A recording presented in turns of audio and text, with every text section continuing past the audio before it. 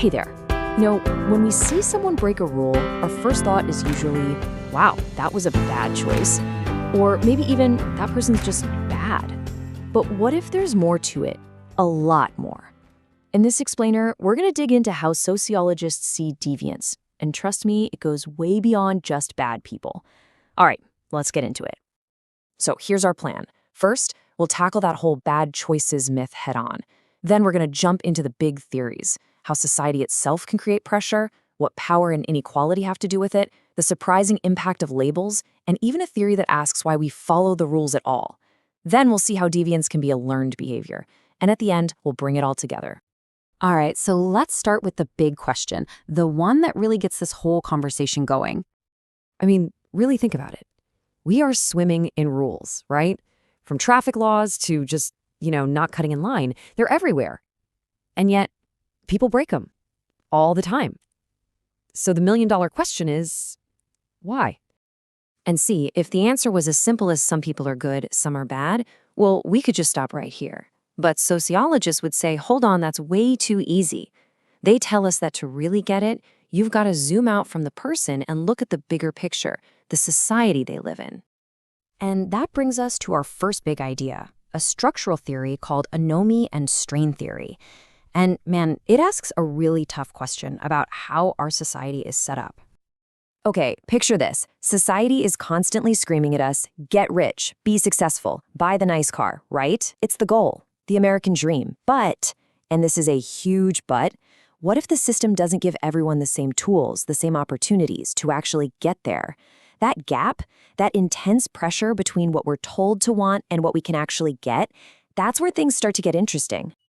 Sociologist Robert Merton gave this condition a name, anomie. And it's super important to get this right. He wasn't talking about some individual feeling of being lost. No, anomie is a feature of the society itself. It's this built-in imbalance that puts this insane amount of pressure on people to win the game, even if it means they have to cheat. So how do people deal with all this pressure? Well, Merton said there are basically 5 ways. Most people are conformists. They buy into the goals and the rules. But then you have innovation. These folks want the fancy car, but they're not going to play by the rules to get it. Think white-collar crime or selling drugs. Then there's ritualism. This is someone who's given up on ever getting rich, but they still show up to their dead-end job every day, just going through the motions. Retreatism, that's dropping out altogether. And finally, rebellion is when you just want to smash the whole system and start over. Now here's the kicker. Out of all 5 of those paths, only one of them, conformity, isn't deviant. That's pretty wild, right? So what's the big takeaway here? Strain theory shows us that deviance isn't always about being a bad person.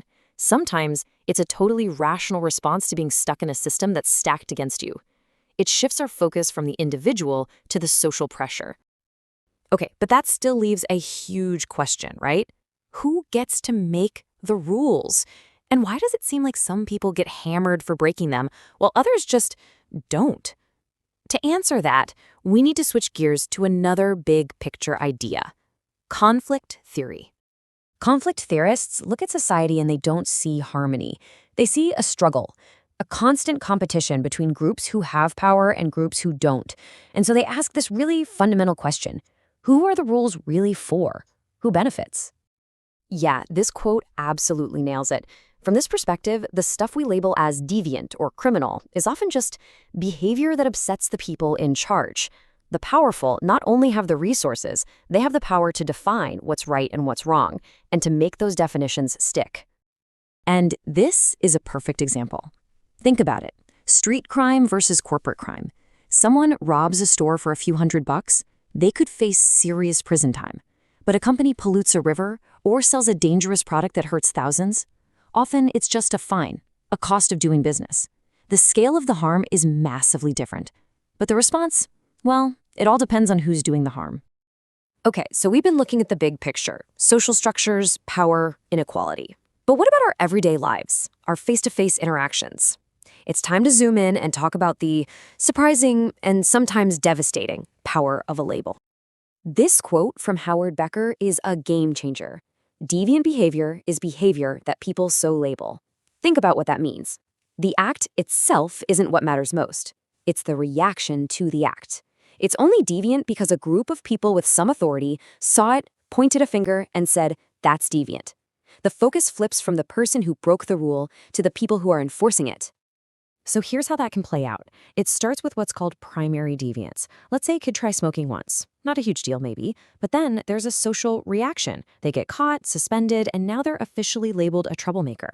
And that label, it sticks. Teachers watch them closer, other parents tell their kids to stay away, and eventually the kid might just say, "Fine, if everyone thinks I'm a troublemaker, I might as well be one." That's secondary deviance. The label becomes a self-fulfilling prophecy. So all these theories we've talked about so far are trying to answer one question: why do people break the rules? But now we're going to look at a theory that just turns that whole question completely upside down. Right. So far, we've been asking, why do they do it? Why deviate? We've explored social pressure, power dynamics, labels. But control theory asks something totally different. It asks, why don't we? It starts with the idea that, hey, maybe we're all tempted to break the rules sometimes. So the real mystery isn't why some people are deviant. The mystery is why most of us aren't. And the answer, according to this theory, is our social bonds. Basically, the things that connect us to society. There are four main types. First is attachment. That's your connection to people, your family, your friends. You don't want to let them down. Then there's commitment. What have you got to lose? A good job, a reputation? The more you have invested, the less likely you are to risk it. Involvement is just being busy with good stuff. School, sports, clubs. You just don't have time for trouble.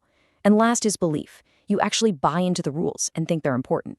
The stronger those bonds are, the more likely you are to play by the rules. It's the weak bonds that set us free to deviate. Okay, so control theory says our bonds keep us in line. But what if you have really strong bonds, but they're with a group that breaks the rules?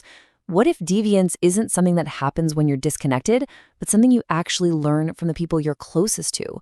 That's our final theory, socialization theory. The key idea here is called differential association, and it's pretty simple, really. It says we learn to be deviant in the exact same way we learn anything else, from the people around us, in our little groups, our friends, our family. We don't just learn how to do something, we learn the attitudes and the justifications that make it seem okay.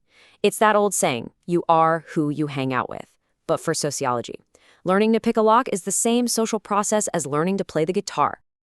Whew, okay. We've covered a ton of ground. Strain, conflict, labeling, control, socialization. It's a lot, I know. So let's try to pull this all together and see what we've got. And here's the most important thing to remember. These theories aren't fighting each other. They're not in competition. The best way to think about them is as different tools in a sociologist's toolkit. Each one is a different lens. Want to understand why there's more crime in one area than another? Strain theory is a great tool for that. Confused about why a CEO gets a bonus after his company pays a fine for fraud? Pull out conflict theory. Want to see how one mistake can spiral into a life of crime? That's a job for labeling theory. They all give us a different piece of the puzzle. The real magic happens when you learn how to use these tools together.